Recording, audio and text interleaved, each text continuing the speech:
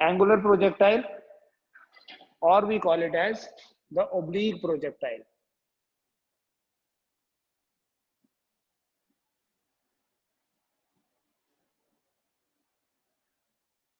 क्या होता है बेटा oblique projectile? कल हमने पढ़ा कि जब हम ग्राउंड से किसी ऑब्जेक्ट को प्रोजेक्ट करते हैं, giving it some velocity, the object goes like this.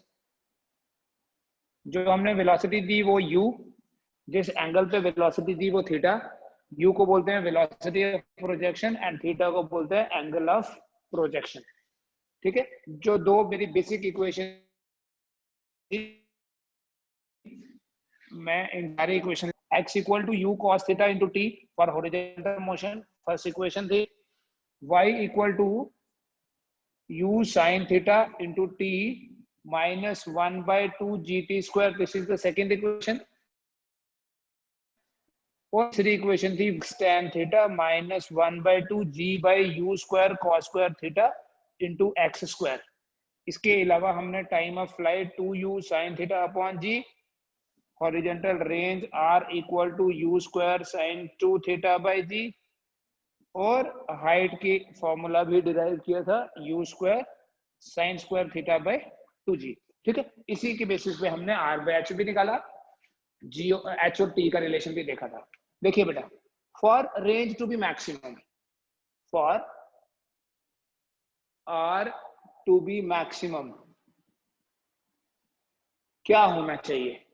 Range maximum हो, इसके लिए what should be the condition कि रेंज मैक्सिमम हो? ये रेंज का फॉर्मूला है.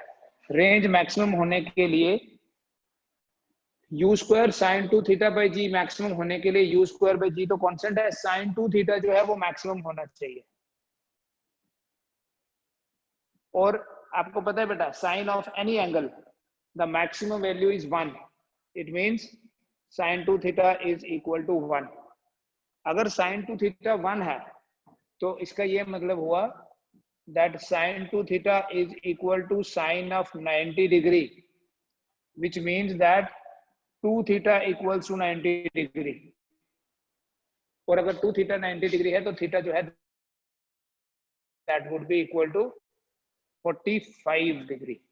Means अगर हम किसी प्रोजेक्टाइल को 45 डिग्री पे हॉरिजॉन्टल के साथ 45 डिग्री पे प्रोजेक्ट करते हैं तो तब उस प्रोजेक्टाइल की जो रेंज होगी वो रेंज मैक्सिमम होगी. और बेटा ये मैक्सिमम रेंज होगी कितनी? u square sine 2 into 45 divided by g, ये मैक्सिमम रेंज होगी u स्क्वायर बाई g. ठीक है, r max is u square by g. दूसरा पॉइंट बेटा ये समझना है आपने कि दो कॉम्प्लीमेंट्री एंगल्स के लिए रेंज जो है वो बराबर होती है. For to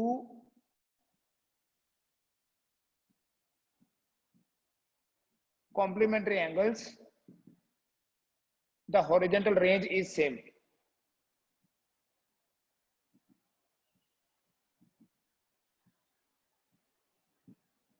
For two complementary angles the horizontal range is same. complementary angles कौन से होते हैं?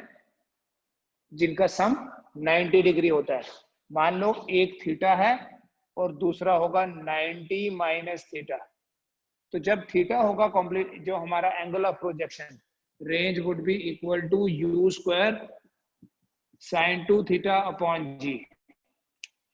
और जब 90 माइनस थीटा होगा, मान लेता हूं मैं r डैश रेंज है, it would be u square sin 2 into 90 minus theta upon g. So r dash is equal to u square sin 180 minus 2 theta by g. And you know the formula, sin 180 minus theta तो sin theta ही होता है. So r dash आ जाएगा u square sin 2 theta upon g. यहाँ देखिए r है u square sin 2 theta by g, यहाँ से r dash आ गया u square sin 2 theta by g, तो दोनों तो बराबर हैं. So we say that r equals to r dash, right? So दो चीजें बेटा कंफर्म हो गई. एक तो मैक्सिमम रेंज तब होती है जब थीटा 45 हो, और दूसरा दो कॉम्प्लीमेंट्री एंगल्स के लिए जो रेंज है वो बराबर होती है। इसको मैं आपको ना डायग्राम से समझाता हूँ ये चीज कि मैक्सिमम रेंज का मतलब क्या हुआ।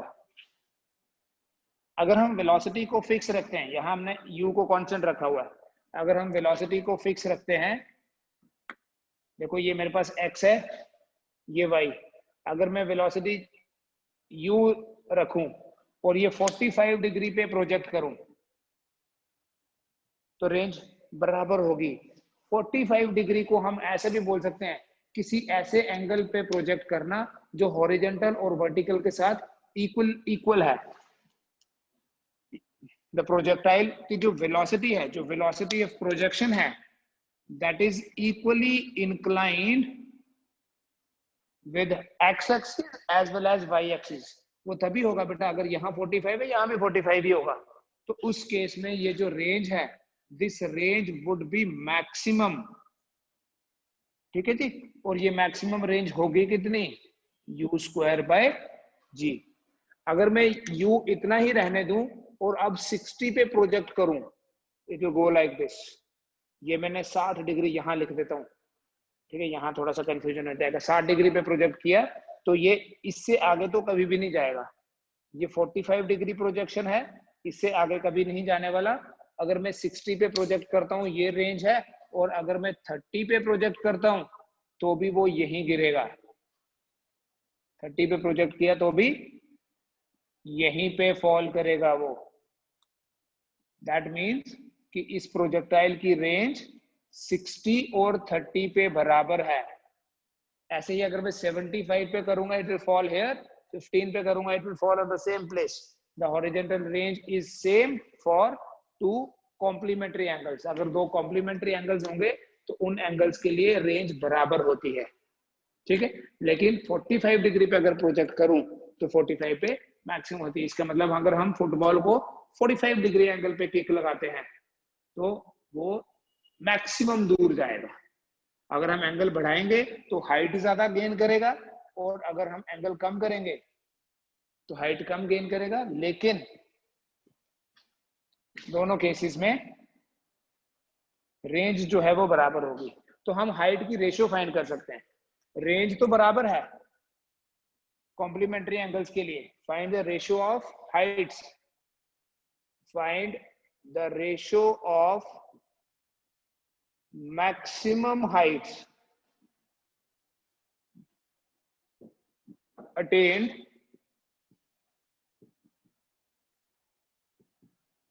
by the projectile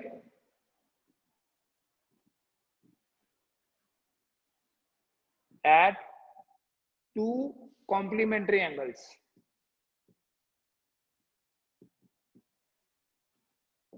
अगर दो कॉम्प्लीमेंट्री एंगल्स पे हमने प्रोजेक्ट किया है तो कॉम्प्लीमेंट्री एंगल्स पे रेंज तो बराबर होती है बट हाइट बराबर नहीं होगी। मान लेते हैं एक बार थीटा है angle of projection, let theta be the angle of projection.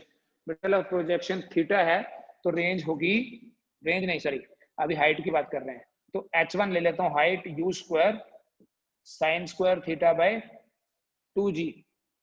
Theta का कॉम्प्लीमेंट्री एंगल लेके देखते हैं हाइट कितनी आएगी। If 90 minus theta is angle of projection, then h2 would be equal to sin square 90 minus theta by 2g। देखें बेटा एक चीज, जो साइन 90 माइनस थीटा है कॉस थीटा, तो साइन स्क्वायर 90 माइनस थीटा होगा cos square theta. Sine square 90 minus theta होगा cos square theta, तो ये बन जाएगा u square cos square theta by 2g। ये मेरे पास आ गया h1 और ये मेरे पास आ गया h2।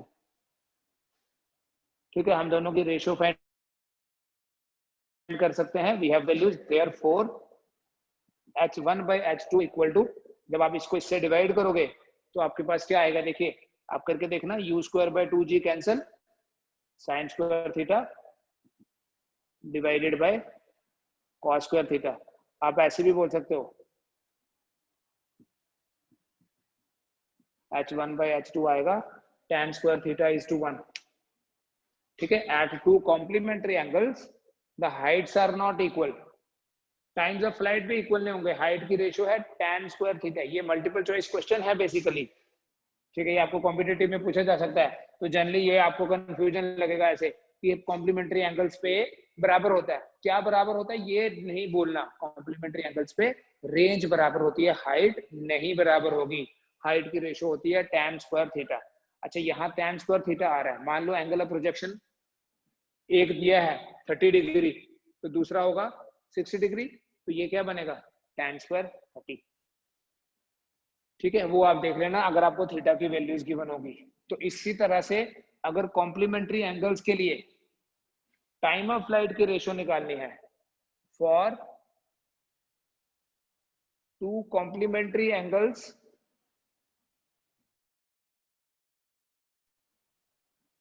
Find T1।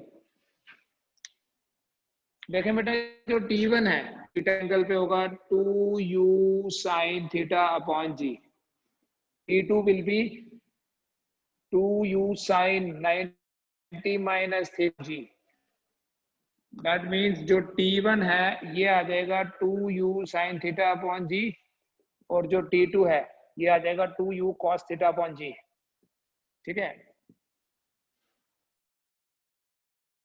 so what is T1 by, when you divide 2u by g cancel, sin theta divided by, and that will be equal to tan theta। ये आपको ऐसे भी पता चले, t जो है वो डायरेक्टली प्रोपोर्शनल है sin थीटा के। ठीक है, तो T1 sin theta divide by sin theta 2, complementary angles हैं, एक थीटा लिखना है, थीटा लिखेंगे। जो हाइट है वो डायरेक्टली प्रोपोर्शनल है sin स्क्वायर थीटा के, तो वो sin स्क्वायर थीटा डिवाइडेड हो जाएगा, that will become tan square theta by 2। So this way height, time of flight और रेंज की बात होगी फॉर टू कॉम्प्लीमेंट्री एंगल्स। ऐसे अगर मैं पूछूं कि अगर प्रोजेक्टाइल में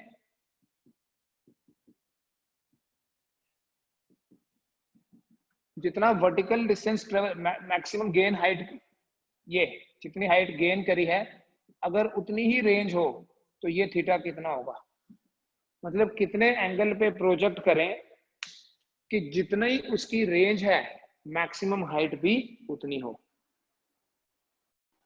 देखो बेटा, हमारे पास सिंपल एक फॉर्मूला है, कल बनाया था फॉर्मूला कि r बाय एच जो है वो 4 बाय tan थीटा होता है, उसको यूज करना है ना फॉर्मूला, इसीलिए तो बनाया जाता है कि बाद में हम इसको यूज करें। ऐसे थोड़ी है कि मैं दोबारा से अब रेंज और हाइट की यहाँ वैल्यूज डालूंगा और फिर निकालूंगा, वो भी कर सकते हैं बट वो तो टाइम वेस्ट हो गया। अब यहाँ क्या दिया है, r is equal to h, therefore इस क्वेश्चन के अकॉर्डिंगली r बाय h हो गया 1 के बराबर, और अगर r बाय h 1 के बराबर है तो इसको और इसको कंबाइन करके बोलूंगा कि 4 बाय tan थीटा जो है that is equal to 1, which means tan theta equal to 4। तो ऐसे लिख सकते हैं theta equal to tan inverse 4। इसी tan इनवर्स 4 की वैल्यू अगर हम देखें tan टेबल से, ये 76 डिग्री आती है, 75 या 75 और 6 के बीच में। इसका मतलब ये हुआ कि अगर हम 75 डिग्री या 76 डिग्री पे प्रोजेक्ट करेंगे तो रेंज और हाइट जो है वो बराबर होंगे। एट 76 डिग्री जितनी मैक्सिमम हाइट होगी उतनी ही रेंज भी होगी। एक और क्वेश्चन दे रहा हूं बेटा, ये भी आप ट्राई करना, टेक 5 मिनट्स। अगर r बाय h जो है वो 2 के बराबर है तो r कितना होगा? ऑप्शन ए है u स्क्वायर बाय g होगा, ऑप्शन बी है मेरे पास, या ऐसे लिख देता हूं u square by 5g, option B है 2 by 5 u square by g, option C है 3 बाय 5 यू स्क्वायर बाई जी, और ऑप्शन डी है 4/5 यू स्क्वायर बाई जी। मतलब ये आप ऐसे पढ़ सकते हो 1/5 यू स्क्वायर बाई जी। अगर r बाई एच 2 के बराबर है तो r कितना होगा, तो रेंज कितनी होगी, गिव इट ए थॉट। देखो बेटा क्वेश्चन है क्या, r बाई एच गिवन है हमें 2 के बराबर, लेकिन हमें दिया हुआ, देखो सोल्यूशन कैसे हम प्रोसीड करेंगे। r बाई एच दिया है 2 के बराबर, लेकिन r बाई एच होता है 4/tan थीटा। इसका मतलब ये हुआ कि 4/tan थीटा जो है दैट इज इक्वल टू 2। तो बेटा यहां से देखिए tan थीटा का 4/2 आ गया tan theta. It means that tan theta आ गया 2 के बराबर। 4/h आ गया tan थीटा, तो tan थीटा आ गया 2 के बराबर। ठीक, लेकिन जो रेंज है, we know that this range is equal to u square sin 2 theta upon g, जिसको हम लिख सकते हैं बेटा u square into 2 theta cos theta divided by g। Range तो इतनी है एक्चुअली। आगे देखो बेटा, ध्यान से देखना, अगर हम अपने ऑप्शंस देखें, हमारे सारे ऑप्शंस में u स्क्वायर बाय जी तो है ही है, और वो u स्क्वायर बाय जी मुझे यहां भी दिख रहा है। इसका मतलब ये हुआ कि मुझे अब सॉल्व करना है फॉर 2 भी, चलो छोड़ो, तो 2 तो 2 ही रहेगा, साइन थीटा और कॉस थीटा के लिए सॉल्व करना है। लेकिन मेरे पास है क्या, tan थीटा। कितना है tan थीटा, tan थीटा 4 के बराबर है, लेकिन मुझे चाहिए क्या, साइन और कॉस।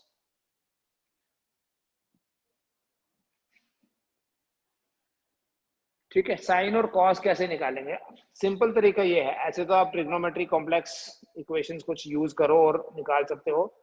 मान लो मेरे पास ये एक ट्राइंगल है जिसमें ये एंगल थीटा है, ये अल्टीट्यूड 2 है और ये बेस है 1, तो tan थीटा कितना बन गया,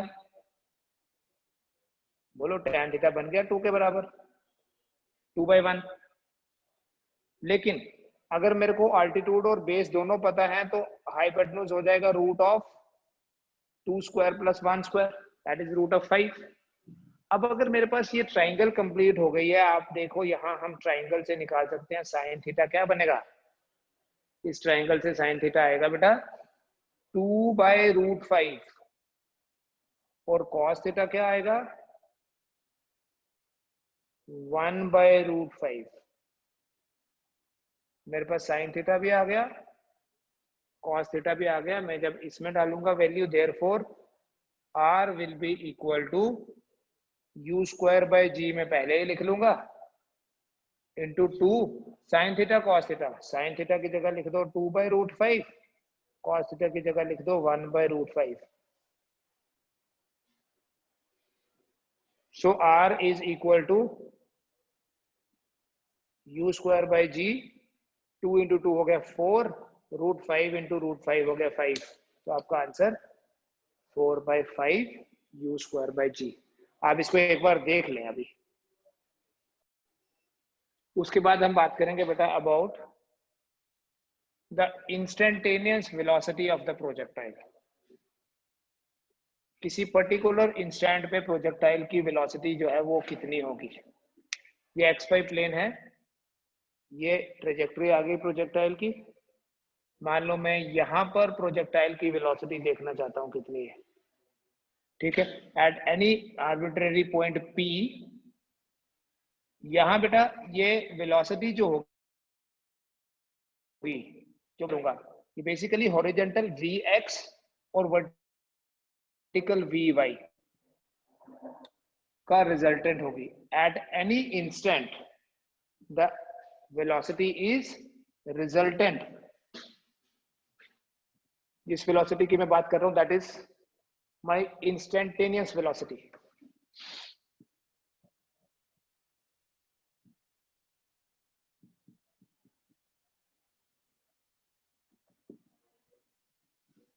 It is the velocity of the projectile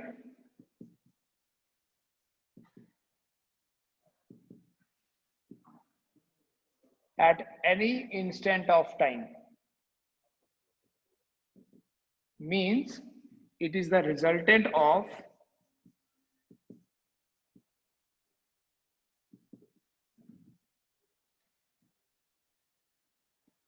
horizontal and vertical velocities.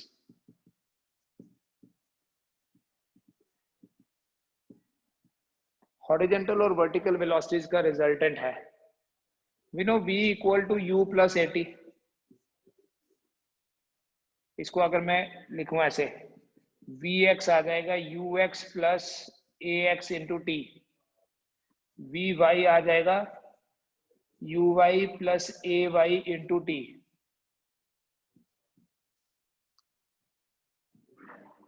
तो मैं vx और vy कैलकुलेट करूंगा and then we'll find their resultant. ux, यहां पर जो वेलोसिटी थी प्रोजेक्टाइल की, उसे हम u से रिप्रेजेंट करते हैं.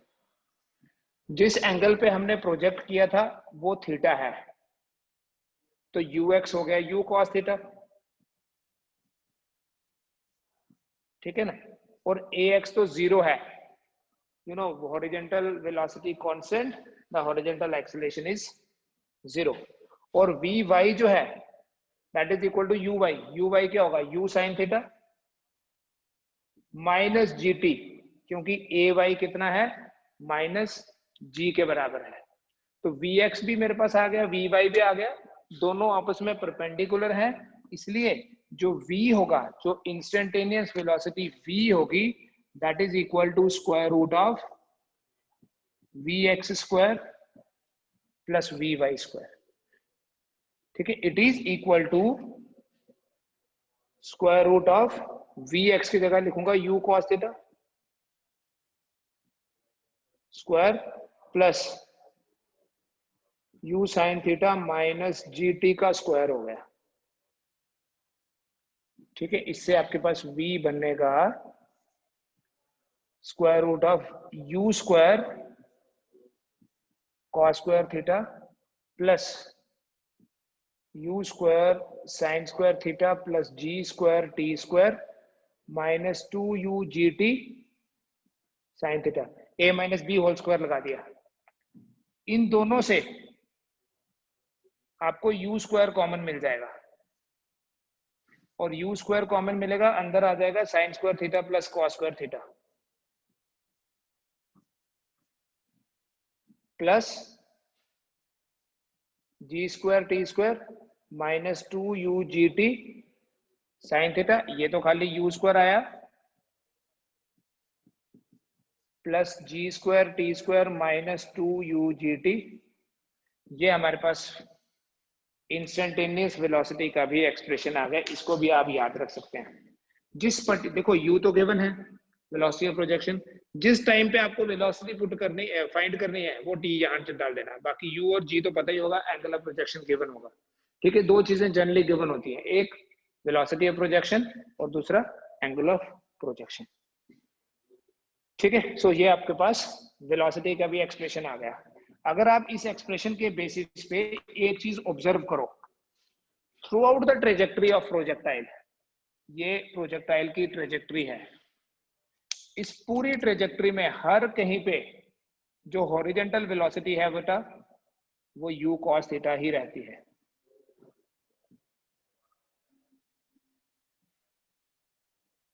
हॉरिजॉन्टल वेलोसिटी कभी चेंज नहीं होती. और हाईएस्ट पॉइंट पे नॉर्मली हम क्या बोलते हैं, जब हम किसी ऑब्जेक्ट को अपवर्ड थ्रो करते हैं, eight the highest point its velocity becomes zero. But projectile के केस में eight the highest point velocity u cos theta है, जो कि एक्सेलरेशन के through out the trajectory acceleration तो वर्टिकल ही होगी. देखो, जो वेलोसिटी और एक्सेलरेशन के बीच में एंगल है वो भी कम होता जा रहा है. कैसे, वो मैं एक डायग्राम से समझाता हूं आपको. अगर मुझे यहां पर देखनी है वेलोसिटी, ये वेलोसिटी की डायरेक्शन होगी। जिस भी पॉइंट पे वेलोसिटी देखनी है वहां हम टेंजेंट ड्रॉ करते हैं। तो यहां पर देखिए एक्सेलरेशन डाउनवर्ड है, ये मान लेता हूं मैं v1 वेलोसिटी है, ये v2 है, ये v3 है और ये v4 है। ठीक है, एक्सेलरेशन तो एक ही है यहाँ। एक्सेलरेशन कौन सी होती है? Acceleration due to gravity. तो यहाँ पर एंगल बढ़ा है, ये एंगल कम हो गया, यहाँ 90 हो गया और यहाँ 90 से भी कम हो गया। ये भी 90 से बड़ा है, ये भी 90 से बड़ा है। सो ये भी याद रखना, द एंगल बिटवीन दो पॉइंट है यहां मैंने आपको बताया। At the highest point